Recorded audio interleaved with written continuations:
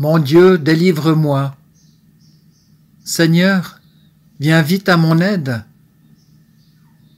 Honte et déception à ceux qui veulent ma mort, ceux qui prennent plaisir à mon malheur, qu'ils reculent déshonorés. Ceux qui ricanent à mon sujet, qu'ils fassent demi-tour sous le poids de leur honte. Mais que tous ceux qui te cherchent soient débordants de joie à cause de toi. Que tous ceux qui t'aiment, toi le Sauveur, ne cessent de proclamer « Dieu est grand ».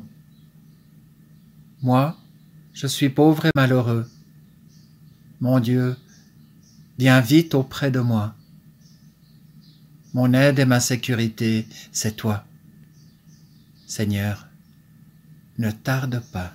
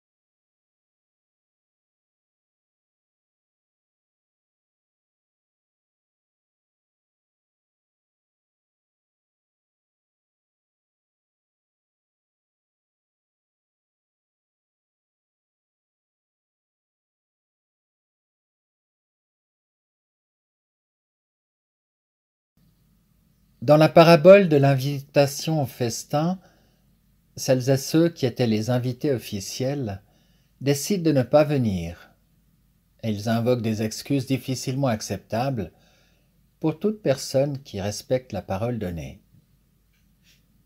Lorsque Jésus raconte cette histoire, elle est bien sûr polémique puisque ces invités représentent la tradition juive, en particulier les religieux, qui ne croient pas en la messianité de Jésus. Et Jésus va même plus loin. Ce n'est pas parce que les invités ne viennent pas que la fête est annulée. Au contraire, elle est ouverte aux pauvres, aux infirmes, aveugles, boiteux, et même, affront suprême, aux étrangers sur les chemins. Dans l'intention de Luc, qui écrit 40 ans après la mort de Jésus, c'est de dire que l'Église remplace désormais le peuple que Dieu s'était choisi. Et voilà, ce texte est toujours d'actualité aujourd'hui. Pensons déjà à toutes celles et ceux qui se détournent de lui et de l'Église, malgré baptême, confirmation et mariage. Mais ce texte n'est-il pas pour nous aussi, à chaque fois que nous refusons les valeurs que Jésus nous a apprises? Rappelons-nous la parabole des deux fils. L'un dit non et fait quand même ce que son père lui demande, et l'autre dit oui, mais ne le fait pas. Ne nous arrive-t-il pas parfois d'avoir des comportements inadéquats qui ne tiennent pas compte de ce que notre Père céleste nous offre et nous demande? Et cela ne sert à rien de se flageller et de se culpabiliser à cause des erreurs de notre chair. Par contre, il nous appartient de choisir et d'accepter les invitations que Dieu nous offre. Et c'est quand nous sommes sur les chemins qu'alors nous devenons des invités au repas du Seigneur. Bienheureux celles et ceux qui sont toujours en marche, parce qu'ils hériteront du royaume. Mais malheureux celles et ceux qui se sont trop installés dans leur confort et dans leurs habitudes égoïstes. Malheureux car ils se coupent des autres et de leur Seigneur, et donc ils ne reçoivent plus les bénédictions et les promesses du royaume. Le moment où Jésus partage la Pâque avec ses disciples nous garde toutefois la porte ouverte. Jésus sait que Judas et Pierre vont le trahir, et pourtant le retour est toujours possible, car le Père attend toujours son Fils prodigue.